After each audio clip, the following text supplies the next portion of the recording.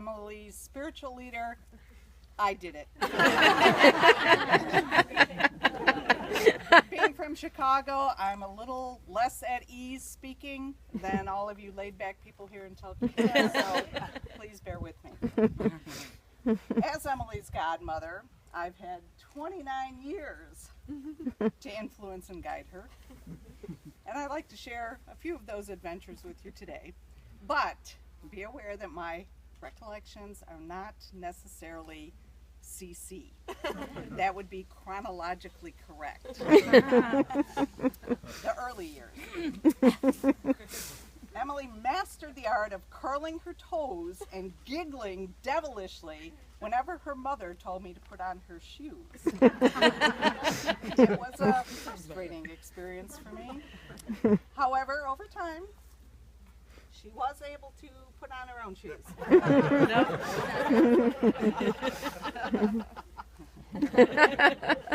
But once getting those shoes on, she found new freedom running everywhere.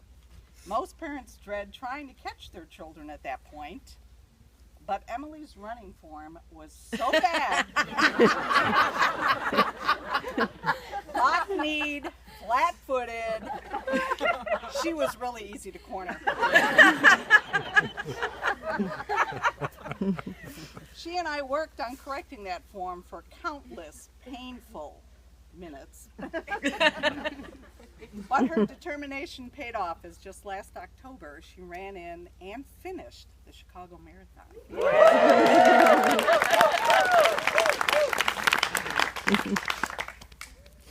Realizing, though, that running was not her most efficient method of escape, Emily turned to her bicycle. And it wasn't long before she went headfirst over her handlebars, leaving literally half her face on the pavement. But she was not deterred and has no permanent scars. And bike riding became her preferred mode of transportation in college, and as I'm sure you all know, here in Alaska, weather permitting. At this point, Emily discovered that her verbal abilities far exceeded her physical ones.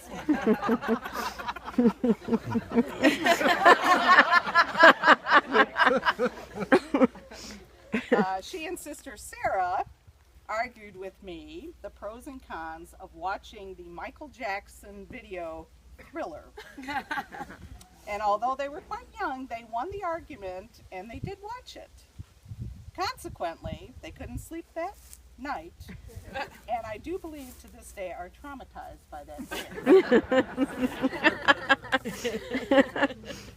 Of course, as again, I'm sure you all know, Emily has since become a great debater and champion of environmental causes, taking on multi-million-dollar corporations and politicians across the nation.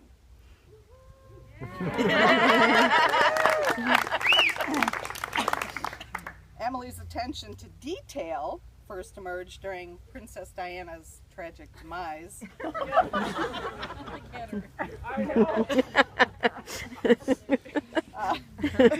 Before I actually heard the news, Emily had been spending the night, and she reported that Diana had indeed broken her arm. After further research, she came and announced that Princess Diana had been shot. I'm not sure even to this day she knows how Princess Diana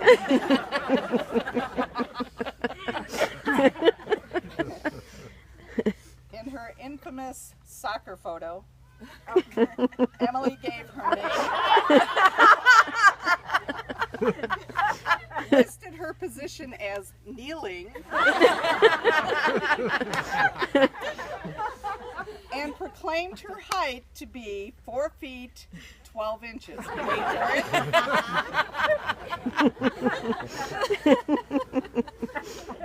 it.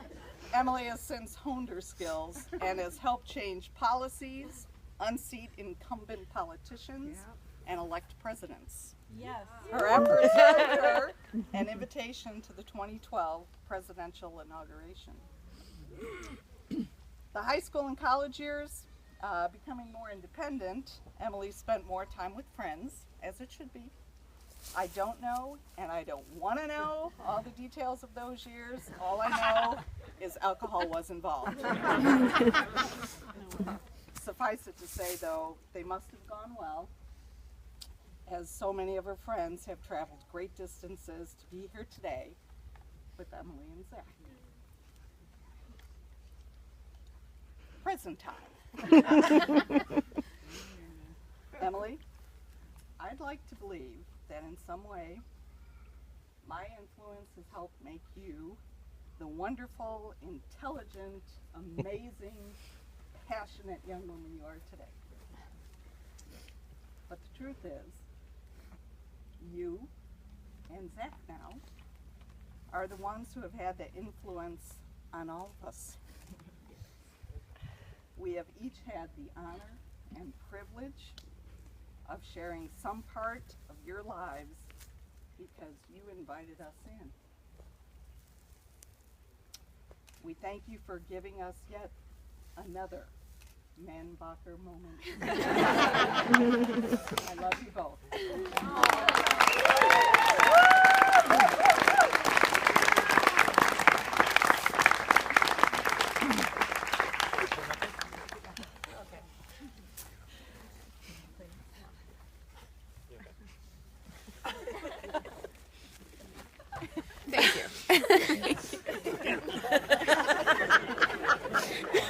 Share it.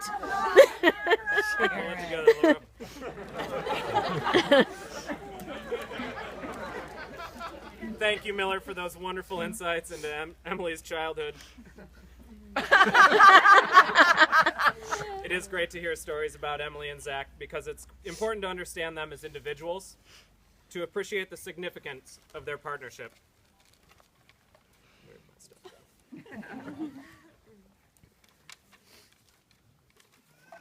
Well, we'll talk about Zach here in a second. We'll start with Zach. Zach's generous. I'm fairly sure that if he doesn't wear it out first, eventually they'll name the bell at the Fairview after him. He's reliable. When Zach says he's going to do something for you, you know that he's going to be there no matter what. He's humble, but yet confident. For a man with so many talents and strengths, it'd be easy to be arrogant or egotistical. Those descriptions are the antithesis of Zach. He's grounded, reserved, and content to be quietly capable. Within minutes of meeting Zach, you discover that he's one of the most well-rounded, intelligent, and all-around solid men that you'll ever have the pleasure of meeting. There's no doubt that Zach will be a calming and grounding influence in this new marriage.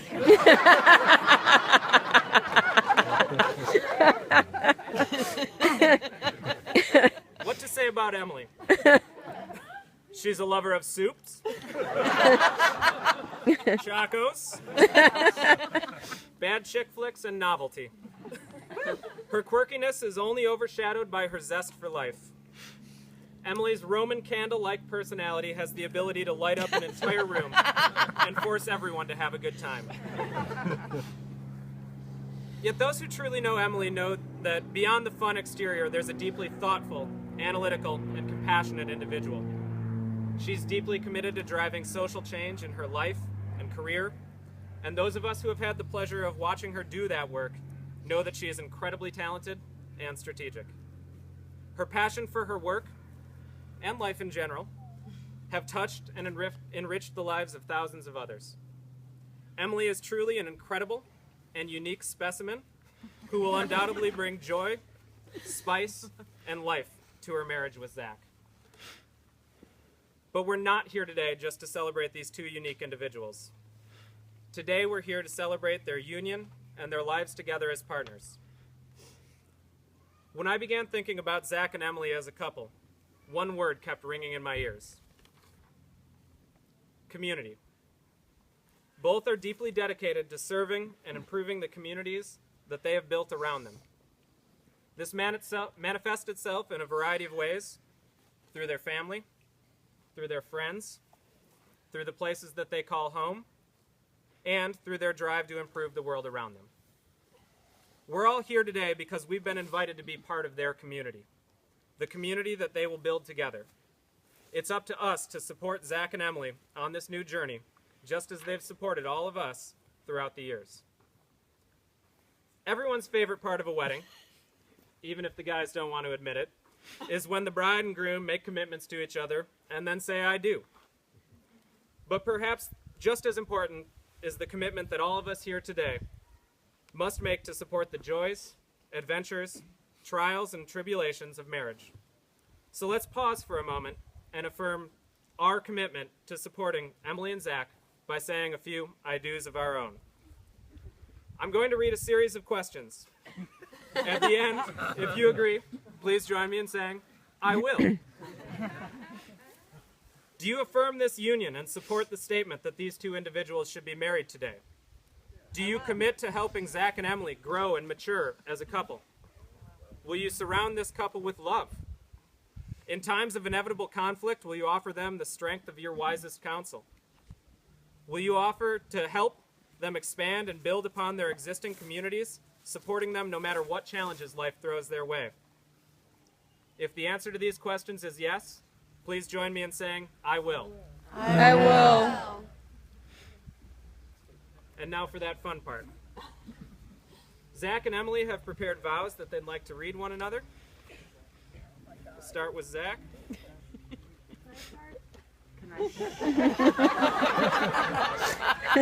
Yep. Don't know why we bothered preparing.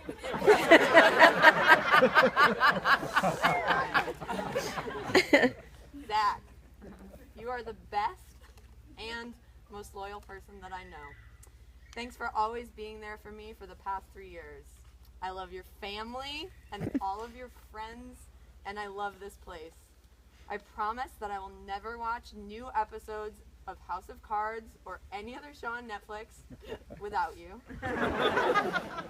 I will come watch your softball games at the